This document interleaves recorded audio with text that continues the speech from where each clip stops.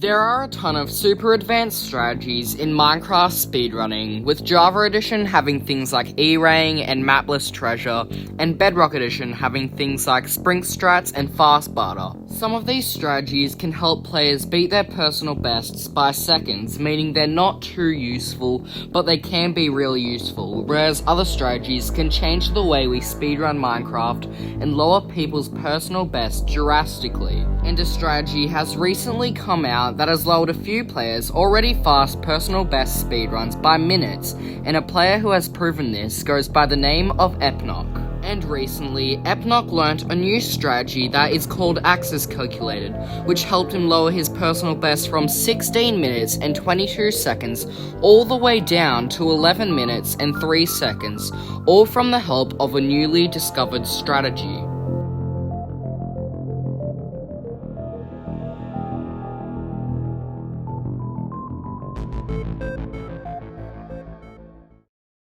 Now, before I get into Epnok's new personal best of 11 minutes and 3 seconds, I want to explain what Axis Calculated is and why it is so special. Axis Calculated is a form of nether travel made by a speedrunner that goes by the name of Ninja Brain. Most speedrunners tend to use any extra obsidian that they get in the Bastion, which they typically go to build a second portal at good coordinates in the nether to enter back through to the overworld, hopefully closer to the stronghold. Over time, this strategy has become more and more optimized, these optimizations being other strategies similar to blind traveling, but with a little bit more precision. For example, educated travel is where you go back through your original nether portal that you entered through to the nether in, and throw an Eye of Ender to work out the direction of the stronghold. Then you can go back through to the nether and estimate how far you have to go to build your second nether portal, putting you closer to the stronghold. Another strategy that is pretty similar to this is called Divine Travel, which allows you to use mobs and nether fossils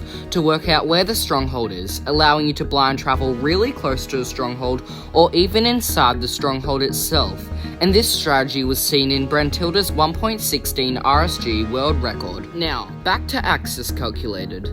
This strategy uses chunk borders to work out the exact distance of the starter room of the stronghold, meaning that by learning this strategy, you can consistently blind travel straight into the stronghold, saving all the time of traveling to the stronghold, meaning possible minutes are shaved off the final time of the speedrun. Now that I've gotten all of that out of the way, let's get into Epnok's new 1.16 RSG personal best in 11 minutes and 3 seconds using the new strategy known as Axis Calculated.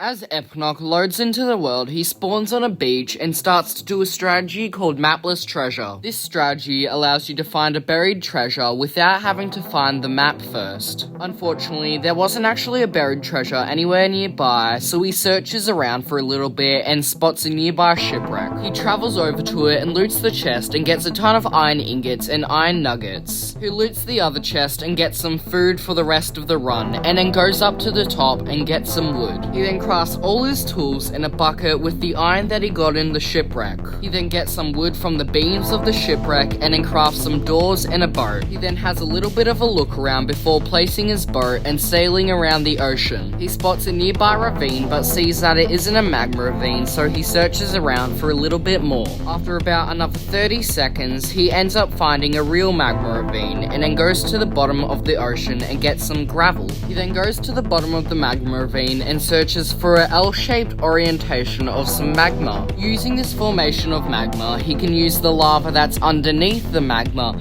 to build a nether portal, which is what he does, making the nether portal and entering the nether at 3 minutes and 12 seconds.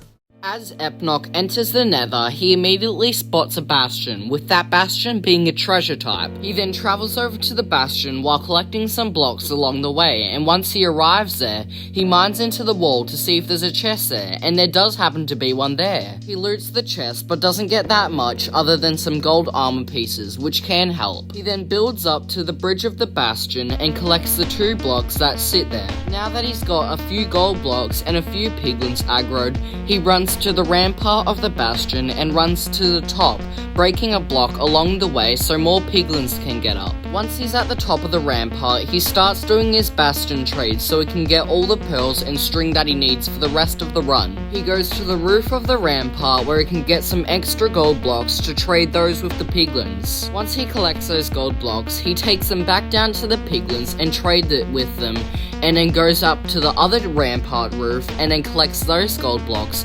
coming back down and giving those to the piglins. While he's waiting for the piglins to trade the rest of the gold, he goes and loots the chests in the rampart, and once he does that, he comes back and sees his trades. At this point, it looks like the run's basically dead since he doesn't have enough pearl trades to finish the run. But he waits a little bit longer and then sees that he gets 3 pearl trades at once, meaning he can leave the Bastion since he has enough pearls for the rest of the run. Once he leaves the Bastion, he pearls over a huge lava lake and then spots the fortress, running all the way over there as fast as he can. Once he gets close enough to the fortress, he throws a pearl up and lands in a double blaze spawner. He kills the few blazes that already spawned and gets 3 blaze rods, then builds his blind travel portal and exits the nether. Now you might be thinking, Hyreinax, why is he leaving the nether on only 3 rods? Well, the reason for this is because he's gonna start doing his access calculated travel now while he's waiting for the blazes to spawn again. So he starts doing his access calculated and works out where he has to go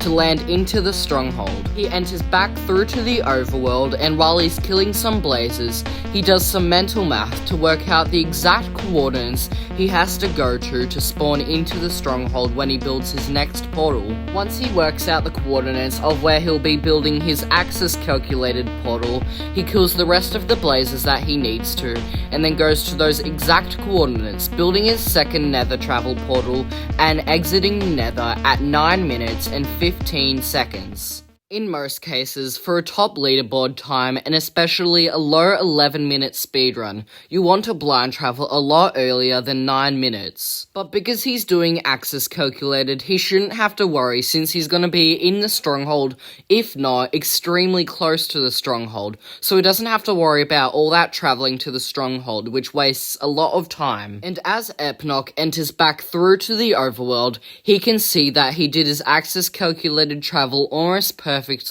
spawning into the stronghold only a few rooms away from the starter staircase. This means his calculations were only off by the distance of where he blind traveled through to the overworld and the starter staircase. He proceeds to navigate around the stronghold, searching for either the starter staircase, so he can work out that this portal room is only a few rooms away, or just directly find the portal room itself. And after traveling around the stronghold for a little bit, he almost instantly finds the portal room. He then fills in the end portal frames with the Eyes of Ender that he crafted earlier, and then enters the end at 9 minutes and 38 seconds. To think that this is as fast as Brentilda has finished the game is crazy, because being on this pace is still insane, let alone have been finished the game. This also shows how overpowered access calculated really is, because the time split between exiting the nether and entering the end was only 23 seconds.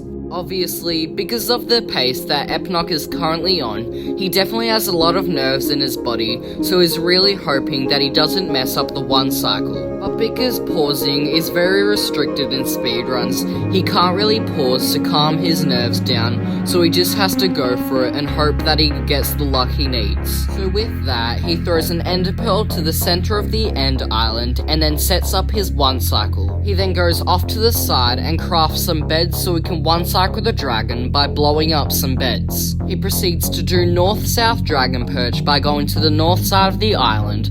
The reason he does this is because it allows the dragon to perch a little bit faster. He then waits about 30 seconds for the dragon to perch and then sees the dragon snap, and he gets ready to kill the dragon. Now what I'll let you watch is his crazy 1 cycle so he can finish the game in 11 minutes and 3 seconds.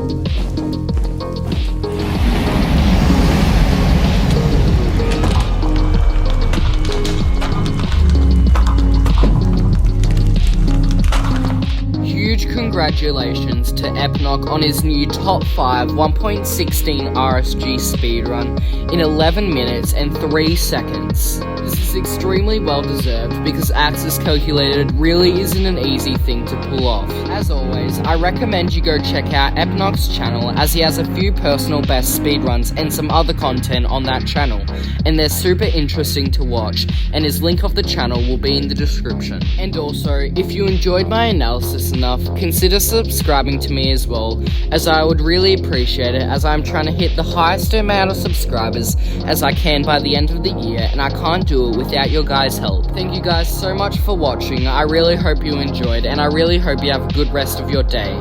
Thanks for watching, and I hope I see you in the next video. Goodbye everyone.